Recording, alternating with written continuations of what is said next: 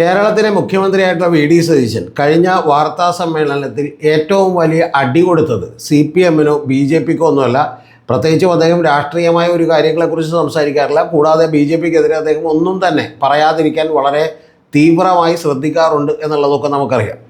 പക്ഷെ അങ്ങനെയൊക്കെ ഇരിക്കുമ്പോഴാണ് അദ്ദേഹം യഥാർത്ഥത്തിൽ സ്വന്തം, അതായത് കോൺഗ്രസ് പാർട്ടിയുടെ തന്നെ സ്വന്തം വിദ്യാർത്ഥി സംഘടനയായിട്ടുള്ള KSUവിനെ അങ്ങേയറ്റം അവഹേളിക്കുന്ന, അധിക്ഷേപിക്കുന്ന ചില പരാമർശങ്ങൾ നടത്തിയിട്ടുള്ളത്. അതായത് തിരുവനന്തപുരം ലോ കോളേജിലെ യൂണിറ്റ് കമ്മിറ്റിയാണോ പബ്ലിക് പ്രോസിക്യൂട്ടർമാരെ തീരുമാനിക്കുന്നത് എന്നൊക്കെ അദ്ദേഹം പരമപുച്ഛത്തോടെ പറഞ്ഞു. ആ പുച്ഛം യഥാർത്ഥത്തിൽ അവർ കേൾക്കേണ്ടതാണ്. കാരണം അവിടെ നിന്നുള്ള നിരവധി ആളുകൾ പിണറായി വിജയൻ സർക്കാരിനെതിരെ സമരം നടത്തുകയും അങ്ങനെ അടികൊള്ളുകയും ജയിലിൽ പോവുകയും അതുകൂടാതെ നരഹത്യക്ക്, അതായത് വധശ്രമത്തിന് കേസെടുക്കുകയൊക്കെ ചെയ്ത് ജയിലിൽ കിടന്നിട്ടുള്ള ആളുകളാണ്. അപ്പോൾ അവരൊക്കെ ഇനിയിപ്പോൾ ഓംബ്ര എന്ന് വിളിച്ചുകൊണ്ട് വി ഡി സതീശൻ്റെ അടുത്ത് നിൽക്കുക എന്നുള്ളതാണ് അദ്ദേഹം ഉദ്ദേശിക്കുന്ന ഒരു പ്രധാനപ്പെട്ട കാര്യം. അല്ലാതെ അദ്ദേഹത്തിന് ഇതിനോടൊക്കെ കടുത്ത അസഹിഷ്ണുതയാണ്. കൂടാതെ അലോഷ്യസ് സേവ്യർ എന്ന് പറയുന്ന KSUയുടെ സംസ്ഥാന പ്രസിഡന്റ് കഴിഞ്ഞ ദിവസങ്ങളിൽ തന്നെ നമ്മളോട് പറഞ്ഞിരുന്നു, ഇത് അദ്ദേഹം വിളിച്ചിട്ട് ഫോൺ എടുക്കുന്നില്ല. പലപ്പോഴും അലോഷ്യസ് സേവ്യർ പറഞ്ഞ കൃത്യമായിട്ടുള്ള സംഭാഷണം, അവർ സമരം ചെയ്യാൻ വേണ്ടി ഇങ്ങോട്ട് വിളിച്ചുകൊണ്ടിരുന്ന നേതാക്കന്മാരൊന്നും ഇപ്പോൾ ഭരണം കിട്ടിയപ്പോൾ ഞങ്ങളുടെ ഫോൺ എടുക്കുന്നില്ല എന്നുള്ളതാണ് പറഞ്ഞത്. അങ്ങനെ ഫോൺ എടുക്കുന്നില്ല എന്നുള്ളത് മാത്രമല്ല, യഥാർത്ഥത്തിൽ കാണാൻ വേണ്ടി സമയം ചോദിച്ചിട്ട് പോലും കിട്ടിയിട്ടില്ല എന്നുള്ളതൊക്കെ വാസ്തവമാണ്.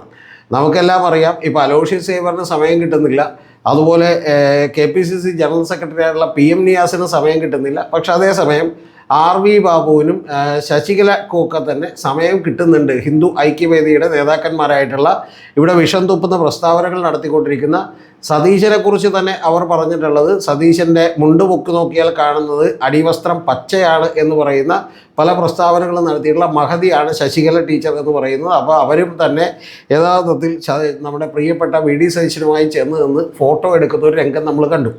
അപ്പോൾ ഇതിൻ്റെയൊക്കെ ചേതോവികാരം എന്താണ്, എന്തുകൊണ്ടാണ് അദ്ദേഹം ഈ പറയുന്ന ആളുകളെയൊന്നും മൈൻഡ് ചെയ്യാത്തത് എന്നുള്ളതാണ്. അതിൻ്റെ പ്രധാനപ്പെട്ട കാര്യം, ഇപ്പോൾ ഏറ്റവും ഒടുവിൽ നമ്മുടെ സുഹൃത്തായിട്ടുള്ള ജിൻഡോ ജോൺ വരെയുള്ള ആളുകൾ, സുഹൃത്തെന്ന് അദ്ദേഹത്തെ പറയുന്നില്ല, പരിചയക്കാരായിട്ടുള്ള ജിൻഡോ ജോൺ വരെയുള്ള ആളുകൾ ഇപ്പോൾ ഫേസ്ബുക്ക് പോസ്റ്റിലൂടെ അദ്ദേഹത്തിനെതിരെ ആഞ്ഞടിച്ചിട്ടുണ്ട്. ഇടക്ക് VM സുധീരൻ ഇതുപോലെ പറഞ്ഞിരുന്നു, ഇപ്പോൾ KSUവിൻ്റെ നേതാക്കൾ പറഞ്ഞിരുന്നു. പിന്നെ തൃശ്ശൂരിൽ നിന്നുള്ള കോൺഗ്രസിൻ്റെ ഔദ്യോഗിക വക്താവായിട്ടുള്ള VR അനൂപ് തന്നെ ഈ നമ്മുടെ ഹിന്ദു ഐക്യവേദിയുടെ ആളുകളെ കണ്ടതും എന്നാൽ PM നിയാസിന് സമയം കൊടുക്കാതിരുന്നതിനെ കുറിച്ചുമൊക്കെ പറഞ്ഞിരുന്നു. ഇതിൽ സതീശൻ്റെ ചേതോവികാരം എന്താണ് എന്നുള്ളത് സാധാരണ ആരും തുറന്നു പറയുന്നില്ല. ആ തുറന്നു പറയാനുള്ള ഒരു കാരണം ഞാൻ നിങ്ങളോട് പറയാം. പക്ഷേ അത് തെറ്റാണ് സതീശൻ ചെയ്തുകൊണ്ടിരിക്കുന്നത്. അതിൻ്റെ പ്രധാനപ്പെട്ട കാരണം അദ്ദേഹം അതല്ലെങ്കിൽ അദ്ദേഹത്തിൻ്റെ ഗ്രൂപ്പിന് അറിയാവുന്നൊരു കാര്യം, തന്നെ മുഖ്യമന്ത്രിയാക്കിയത് കോൺഗ്രസോ ഹൈക്കമാൻഡോ ഒന്നുമല്ല, പകരം ജനങ്ങളുടെ ഭാഗത്തു നിന്നുണ്ടായ ഒരു സമ്മർദ്ദമാണ്. ആ സമ്മർദ്ദം തന്നെ യഥാർത്ഥത്തിൽ നമ്മുടെ കേരളത്തിലെ സോഷ്യൽ മീഡിയകളിലൂടെയും മറ്റു പല കോർപ്പറേറ്റുകളുടെ പണത്തിൻ്റെ സഹായത്തിലൂടെയും ഒക്കെ നിർമ്മിക്കപ്പെട്ട ഒരു പൊതുബോധമാണ് എന്നുള്ളത് സതീശനറിയാം. അതുകൊണ്ട് തന്നെ സതീശൻ ഇവരോടൊന്നും മൈൻഡ് ചെയ്യേണ്ട കാര്യമില്ല, പുല്ല് എന്നുള്ള നിലക്കാണ് അദ്ദേഹം ഇവരെ കാണുന്നത് എന്നുള്ളതാണ് വാസ്തവമായിട്ടുള്ള കാര്യം. പിന്നെ രണ്ടാമത്തെ കാര്യം എന്ന് പറയുന്നത്, അദ്ദേഹം വിചാരിക്കുന്നൊരു കാര്യം, KC വേണുഗോപാലിൻ്റെ ഗ്രൂപ്പൊക്കെയാണ് ഇതിനകത്ത് മഹാഭൂരിപക്ഷം ആളുകളും പ്രശ്നമുണ്ടാക്കുന്നവർ. അപ്പോൾ അതുകൊണ്ട് മുന്നിൽ വരണമെങ്കിൽ നേരിട്ട് KC വേണുഗോപാൽ തന്നെ വരട്ടെ, അല്ലാതെ ഇവരെ ആരെയും കണ്ടുകൊണ്ട് ഇവരോടൊന്നും ചർച്ച നടത്താനുള്ള ആളല്ല ഞാൻ എന്ന് പറയുന്ന ഒരു ദുരഭിമാന ബോധം കൂടി അദ്ദേഹത്തെ വേട്ടയാടുന്നുണ്ട് എന്നുള്ളതാണ് ഏറ്റവും പ്രധാനപ്പെട്ട കാര്യം. പക്ഷേ ഇതിനിടയിൽ സതീശൻ മറന്നുപോകുന്നൊരു കാര്യം എന്ന് പറയുന്നത്, തൻ്റെ ജനപ്രീതി വലിയ തോതിൽ ഇടിഞ്ഞുകൊണ്ടിരിക്കുകയാണെന്നും പാർട്ടിക്കകത്ത് തന്നെ വലിയ പടയൊരുക്കം നടക്കുകയാണെന്നും അദ്ദേഹത്തെ അനുകൂലിക്കുന്ന നിജേഷ് അരവിന്ദനെ പോലെയുള്ള കോഴിക്കോട് നിന്നുള്ള ചില ലീഡർമാരൊക്കെ വിചാരിച്ചാൽ മാത്രം ഒന്നും നടക്കില്ല എന്നുള്ളതും, അദ്ദേഹം വലിയ അപകടത്തിലേക്ക് പതുക്കെ പോയിക്കൊണ്ടിരിക്കുകയാണെന്നൊക്കെ അദ്ദേഹം മനസ്സിലാക്കിയാൽ കൊള്ളാം. അപ്പോൾ ഈ ഒരു മെൻറ്റാലിറ്റി ഉള്ളതുകൊണ്ടാണ് അദ്ദേഹം അങ്ങേയറ്റത്തെ കടുത്ത അവഹേളനം നടത്തുന്നത്. അപ്പോൾ ഇതിനെതിരെ ഒരു KSUവിൻ്റെ നേതാവ് തന്നെ നമ്മളോട് പറഞ്ഞൊരു വാചകം എന്ന് പറയുന്നത്, ഞങ്ങൾ അധികാരത്തിലേക്ക് എത്തിച്ചത് ഒരു മുക്കാൽ പിണറായി അല്ല എന്നുള്ളതാണ്.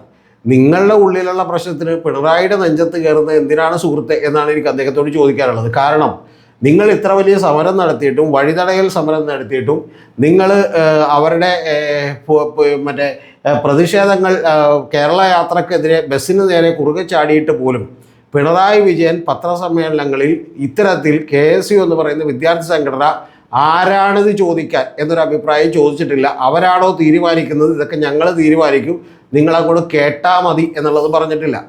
ഇനി യഥാർത്ഥത്തിൽ നമ്മുടെ അടുത്ത മാധ്യമപ്രവർത്തകരും വി ഡി സതീശൻ്റെ നിന്ന് കുറച്ച് കാര്യങ്ങൾ മനസ്സിലാക്കേണ്ടതുണ്ട്. അദ്ദേഹം യഥാർത്ഥത്തിൽ പിണറായിയേക്കാളൊക്കെ വളരെ മോശമായി, പിണറായി മോശമാണെന്ന് എനിക്ക് അഭിപ്രായമില്ല, പക്ഷെ അദ്ദേഹത്തെക്കാൾ അല്ലെങ്കിൽ ഇവിടെ മാധ്യമങ്ങൾ അങ്ങനെ പടച്ചുവിട്ടതിനേക്കാൾ മോശമായി സംസാരിക്കുന്ന ആളാണ്. കാരണം അദ്ദേഹം കഴിഞ്ഞ ദിവസം പറഞ്ഞത് എന്താ, ഞങ്ങൾ അജിത് കുമാറുമായി ബന്ധപ്പെട്ടുള്ള ചർച്ചയിൽ പ്രശ്നത്തിൽ ഞങ്ങളൊരു അന്വേഷണ റിപ്പോർട്ട് കാത്തിരിക്കുകയാണെന്നും അതിൻ്റെ നടപടിക്രമങ്ങൾ പാലിച്ച് DGPക്ക് റിപ്പോർട്ട് ആദ്യം സബ്മിറ്റ് ചെയ്യുമെന്നും അതിനുശേഷം DGP എനിക്ക് കൊണ്ടുവന്ന് തരുമെന്നും അപ്പോൾ ഞങ്ങൾ തീരുമാനമെടുക്കുമെന്നും തീരുമാനമെടുക്കുമ്പോൾ ഞങ്ങളത് പറയും, അന്നേരം നിങ്ങളങ്ങോട്ട് കേട്ടാൽ മതി എന്നുള്ളതാണ് പറഞ്ഞിട്ടുള്ളത്. ഏതാണ്ട് ഇതേ രീതിയിൽ തന്നെയാണ്. അതായത് മാധ്യമപ്രവർത്തകരൊക്കെ തന്നെ ഒന്ന് ആലോചിച്ച് നോക്കണം. ഇദ്ദേഹം വലിയ ജനകീയനാണ്, സുതാര്യനാണ്, വിപ്ലവ സിംഹമാണ്, കേരളത്തിൽ മാറ്റമുണ്ടാക്കാൻ പോകുന്ന ആളാണ്, സഹിഷ്ണുതയുടെ ആൾരൂപമാണ്, അനുകമ്പ ഉള്ള ഒരാളാണ്, ദയാലുവാണ് എന്നൊക്കെ പറഞ്ഞുകൊണ്ട് പല ഡയലോഗുകളൊക്കെ അടിച്ചുവിട്ട മാധ്യമപ്രവർത്തകരുടെ മുഖത്ത് നോക്കി അദ്ദേഹം പറയുന്നത് ഞങ്ങളൊരു തീരുമാനം എടുക്കും, ആ തീരുമാനം എടുക്കുമ്പോൾ ഞങ്ങൾക്ക് സമയമുള്ളപ്പോൾ ഞങ്ങൾ അങ്ങോട്ട് പറയും, പറയുള്ളപ്പോൾ സൗകര്യമുള്ളപ്പോൾ നിങ്ങൾ അങ്ങോട്ട് കേട്ടാൽ മതി എന്നുള്ളതാണ്. അതുകൂടാതെ അദ്ദേഹം ഇതിനു മുമ്പ് നടത്തിയൊരു പ്രസ്താവന കൂടിയുണ്ട്. പിണറായി വിജയൻ്റെ വീടുകളിലടക്കം എൻഫോഴ്സ്മെൻറ്റ് ഡയറക്ടറേറ്റിൻ്റെ നടപടികളുണ്ടായപ്പോൾ അദ്ദേഹത്തോട് മാധ്യമങ്ങൾ അദ്ദേഹം തന്നെ പറയുന്നത് 12 തവണ ചോദിച്ചു എന്നുള്ളതാണ്. എന്ന് പറഞ്ഞാൽ അരത്തവണ എന്ന് പറഞ്ഞാൽ പുള്ളി ഉദ്ദേശിക്കുന്നത് ചെറുതായിട്ട് ചോദിച്ചു എന്നാണ്. അപ്പോൾ അങ്ങനെ 12 തവണ ചോദിച്ചപ്പോഴും അദ്ദേഹം ഇതേ മറുപടിയാണ് പറഞ്ഞത്. നിങ്ങൾക്ക് ഓർമ്മയുണ്ടല്ലോ, അദ്ദേഹം പറഞ്ഞ മറുപടി, എനിക്ക് എപ്പോൾ മറുപടി പറയണം എന്നുള്ളത് എൻ്റെ സൗകര്യമാണ്, ആ സൗകര്യമുള്ളപ്പോൾ ഞാൻ മറുപടി പറയും, അപ്പം നിങ്ങൾ എന്ത് ചെയ്താൽ മതി, കേട്ടാൽ മതി എന്നാണ് എനിക്ക് മുഖ്യമന്ത്രിയോട് ചോദിക്കാനുള്ളത്. അങ്ങനെ ഉണ്ടെങ്കിൽ താങ്കൾക്ക് അവരോട് അങ്ങോട്ട് മര്യാദക്ക് പറഞ്ഞാൽ പോരെ, ഞാൻ എന്ത് ചെയ്യൂ, അടുത്ത ആഴ്ച ഞാൻ പത്രസമ്മേളനം വിളിക്കാം, നിങ്ങൾ ഇതിനു വേണ്ടി കാത്തു നിൽക്കണ്ട എന്ന് പറഞ്ഞാൽ ആ പ്രശ്നം തീരില്ലേ. അപ്പോൾ അതുപോലും ചെയ്യാതെ വളരെ ധിക്കാരപരമായി കാണുന്നു. പക്ഷേ ഇത്തരത്തിലുള്ള നമ്മുടെ VD സതീശൻ്റെ ധാർഷ്ട്യം നമ്മുടെ മാധ്യമങ്ങൾ കാണുന്നില്ല, അല്ലെങ്കിൽ അത് വലിയ ലാളിത്യത്തോടു കൂടിയോ അല്ലെങ്കിൽ എടുത്തു വെച്ച ഈ പറഞ്ഞ പോലെ മടിയിലെടുത്തു വെച്ച ബോംബിരുന്ന് പൊട്ടുമ്പോൾ ഒന്നും ചെയ്യാൻ പറ്റാത്തതുപോലെ ഇവർ സഹിക്കുകയുമാണ് ചെയ്യുന്നത് എന്നുള്ളതാണ് ഏറ്റവും പ്രധാനപ്പെട്ട കാര്യം. അതുകൊണ്ട് തന്നെ ഇതിലുള്ളൊരു ധാർഷ്ട്യത്തെ ഒന്നും കാണുന്നില്ല. ഇനി മറ്റൊരു പോയിന്റ് കൂടി നിങ്ങളോട് പറഞ്ഞുകൊണ്ട് ഞാനത് അവസാനിപ്പിക്കാം. ആ പോയിന്റ് ഏറ്റവും ഇമ്പോർട്ടൻ്റ് ആയിട്ടുള്ള പോയിൻ്റാണ്.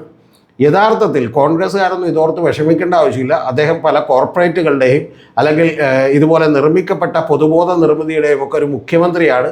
ആ പൊതുബോധ നിർമ്മിതിക്ക് വേണ്ടി ഒരുപാട് പണമിറക്കിയവരുടെ മുഖ്യമന്ത്രിയാണ്. അതുകൊണ്ട് നിങ്ങളെ ഒന്നും മൈൻഡ് ചെയ്യാൻ സൗകര്യമില്ല. അതുകൊണ്ട് ഞാൻ തീർച്ചയായിട്ടും നിങ്ങളോട് മറ്റൊരു കാര്യം കൂടി ചോദിക്കട്ടെ. ഇവിടുത്തെ മാധ്യമ പ്രവർത്തകരും മറ്റു ആളുകളുമൊക്കെ അദ്ദേഹം ഇപ്പോൾ നിരവധി പത്രസമ്മേളനങ്ങൾ നടത്തി, പ്രസ് മീറ്റുകൾ നടത്തി, കൂടാതെ അദ്ദേഹം പലതരത്തിലുള്ള റിയാക്ഷനുകളും നടത്തി, പല പൂക്കി ചിരിയുമൊക്കെ ചിരിച്ചു. എപ്പോഴെങ്കിലും ഒരിക്കലെങ്കിലും അദ്ദേഹം കോൺഗ്രസ്സുകാരനായ ഒരു നേതാവിന് വായി നിന്നുകൊണ്ട്, അദ്ദേഹം മുഖ്യമന്ത്രി മാത്രമല്ലല്ലോ, അദ്ദേഹം സാങ്കേതികമായിട്ടുള്ള കാര്യങ്ങളോ ഭരണപരമായിട്ടുള്ള കാര്യങ്ങളോ പറയാനുള്ള ഒരു ഉദ്യോഗസ്ഥൻ മാത്രമല്ലല്ലോ, അദ്ദേഹം ഒരു കമ്പനിയുടെ ചീഫ് എക്സിക്യൂട്ടീവ് ഓഫീസർ അല്ലല്ലോ, അദ്ദേഹം രാഷ്ട്രീയമായി നയപരമായിട്ടുള്ള നിലപാടുകൾ കൂടി പറയേണ്ട ഒരാളല്ലേ. അത്തരത്തിൽ നയപരമായ നിലപാടുകൾ കൂടി പറഞ്ഞുകൊണ്ട് എപ്പോഴാണ് അദ്ദേഹം പ്രതികരിച്ചിട്ടുള്ളത്? മാധ്യമ സുഹൃത്തുക്കളിലോ ഇതിന് താഴെ കമൻറ്റ് ചെയ്യുന്ന എൻ്റെ പ്രിയപ്പെട്ട പ്രേക്ഷകരിലോ ഏതെങ്കിലും നിങ്ങൾ കോൺഗ്രസിന് അനുകൂലമായിട്ടുള്ള നിരവധി ആളുകളൊക്കെ VD സതീശന് അനുകൂലികളൊക്കെ വന്ന് കമൻറ്റ് ചെയ്യുമല്ലോ, ആ കമൻറ്റ് ചെയ്യുന്ന ആളുകളെങ്കിലും എപ്പോഴെങ്കിലും രാഷ്ട്രീയമായിട്ടുള്ളൊരു പ്രതികരണം ഒന്ന് ഉയർത്തി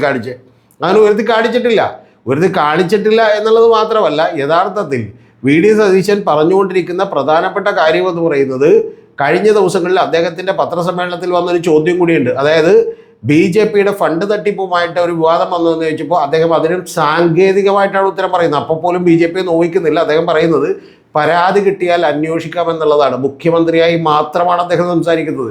മുഖ്യമന്ത്രി എന്ന് പറയുന്നത് അദ്ദേഹത്തിൻ്റെ ഒരു ഹിസ്റ്റീരിയ പോലെ ബാധിച്ചിരിക്കുന്ന അധികാരഭ്രമം. അതുകൊണ്ടാണ് അദ്ദേഹം അത് പറയുന്നത്. യഥാർത്ഥത്തിൽ അതുമായി ബന്ധപ്പെട്ടൊരു പരാതി കിട്ടിയിട്ടുണ്ട്. ആ പരാതി കിട്ടിയത് ഒരു GST നമ്പർ ദുരുപയോഗം ചെയ്യുകയും വ്യാജ ബില്ലുണ്ടാക്കി എന്ന് പറഞ്ഞ പരാതിയാണ്. ആ പരാതി കിട്ടിയാലും ഇല്ലെങ്കിൽ പോലും അതൊരു രാഷ്ട്രീയമായ അഭിപ്രായം പറയേണ്ട ബാധ്യതയുണ്ട്. അത് എൻഫോഴ്സ്മെൻറ്റ് ഡയറക്ടറേറ്റിൻ്റെ കാര്യത്തിലോ ഇത്തരത്തിൽ BJPയുടെ ഫണ്ട് തട്ടിപ്പിലോ ഒന്നും അദ്ദേഹം പറയാൻ തയ്യാറല്ല. പകരം അദ്ദേഹം ഒരു മുഖ്യമന്ത്രി ഉദ്യോഗസ്ഥനായി തീർന്നിരിക്കുന്നു. അത്തരത്തിലുള്ള അധികാരം തലക്ക് മത്ത് പിടിച്ചിട്ടുള്ള ഉദ്യോഗസ്ഥന്മാർ നിങ്ങളെ ഭർസിച്ചുകൊണ്ടേയിരിക്കും. അദ്ദേഹം കോൺഗ്രസ് പാർട്ടിയിലാണെന്ന് കരുതുന്ന പാവം പിടിച്ച KSUക്കാരോട് എനിക്ക് സഹതാപം മാത്രമേ ഉള്ളൂ. ജിൻഡോ ജോണിനോട് 2024 ലോക്സഭാ തെരഞ്ഞെടുപ്പിൽ വലിയ തിരക്കിലായിരുന്നു ഞാൻ. ആ തിരക്കിന് ശേഷമാണ് യഥാർത്ഥത്തിൽ നമ്മുടെ ഈ ചാനൽ ഒന്നുകൂടി നമ്മൾ പുനരുജ്ജീവിപ്പിച്ചത്. അതിനു മുൻപ് 2021 നിയമസഭാ തെരഞ്ഞെടുപ്പിൽ പിണറായിക്ക് വീണ്ടും തുടർഭരണം കിട്ടും എന്ന് പറയാൻ വേണ്ടി പ്രെഡിക്റ്റ് ചെയ്യാൻ വേണ്ടി മാത്രമാണ് ഈ ചാനൽ തുടങ്ങിയിരുന്നത്. അതിനുശേഷം എന്ന് പറഞ്ഞാൽ ഒരു പ്രഡിക്ഷൻസ് ഒന്ന് രേഖപ്പെടുത്തി വെക്കാൻ വേണ്ടി മാത്രം. അപ്പോൾ അതിനുശേഷം കേവലം 2 മാസങ്ങൾ കൊണ്ട് തന്നെ അത് മോണറ്റൈസേഷൻ വന്നിരുന്നു. അതിനുശേഷം നേരത്തെ പറഞ്ഞതുപോലെ 2024 ലോക്സഭാ തെരഞ്ഞെടുപ്പിൽ ഞാൻ മറ്റു പല ചാനലുകളിലൊക്കെ വീഡിയോ ഒക്കെ ചെയ്തതിന് ശേഷം അവിടെയൊക്കെ ഉണ്ടായ വലിയ റെസ്പോൺസ് കണ്ടാണ് ഞാൻ വീണ്ടും ഇത് പുനരുജ്ജീവിപ്പിക്കാൻ ശ്രമിച്ചത്. അങ്ങനെ അത് ശ്രമിച്ചതിന് ശേഷം ഇപ്പം നമ്മൾ ഏതാണ്ട് 48,600 വരുന്ന സബ്സ്ക്രൈബേഴ്സ് കഴിഞ്ഞിരിക്കുന്നു.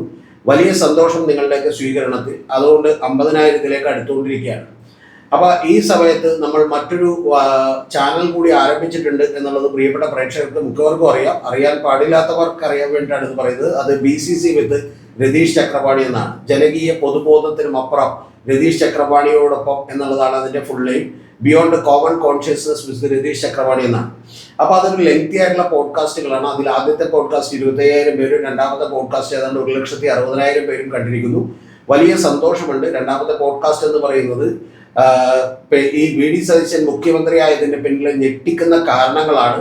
അദ്ദേഹം കേരളത്തിൽ നടത്താൻ പോകുന്ന മിഷനെ കുറിച്ചുള്ള ഒരു കഥയാണ്. ആ കഥയിലെ ഓരോ സംഭവങ്ങളും ഇപ്പൊ കൃത്യമായി പാലിക്കപ്പെടുന്നതിൽ, അത് അങ്ങനെ തന്നെ സംഭവിക്കുന്നതിൽ എനിക്ക് വലിയ സന്തോഷമുണ്ട്. അത് ആദ്യമായി കേരളത്തോട് വിളിച്ചു പറഞ്ഞത് ഞാനാണ്. 50 മിനിറ്റുള്ള പോഡ്കാസ്റ്റ് കാണാത്ത ആരെങ്കിലും ഉണ്ടെങ്കിൽ കാണുക. ഞാൻ ഇത്രയും വിശദമായി നമ്മുടെ ചാനലുകളെ കുറിച്ച് പറഞ്ഞതിന്റെ കാര്യം നിങ്ങളുടെയൊക്കെ സപ്പോർട്ട് വളരെ ആവശ്യമാണ്. ഇത് നമ്മൾ മുന്നോട്ട് കൊണ്ടുപോകാനായിട്ട്. കാരണം പോഡ്കാസ്റ്റുകൾ എടുക്കുക എന്ന് പറയുന്നത് കുറച്ചും കൂടി എക്സ്പെൻസീവ് ആയിട്ടുള്ള കാര്യങ്ങളാണ്.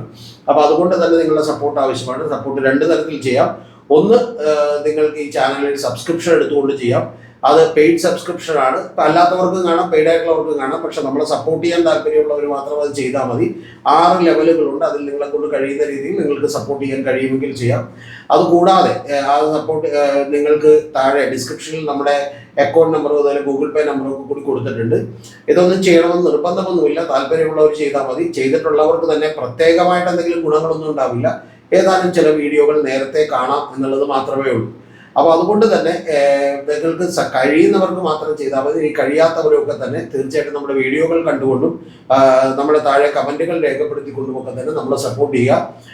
ഇതെല്ലാം വേണ്ടി വരുന്നത് നമ്മുടെ പുതിയ ചാനൽ കൂടി തുടങ്ങിയത് കൊണ്ടാണ്. കാരണം അതിൻ്റെ പേര് മറക്കണ്ട, BCC വിത്ത് രതീഷ് ചക്രപാണി എന്നാണ്.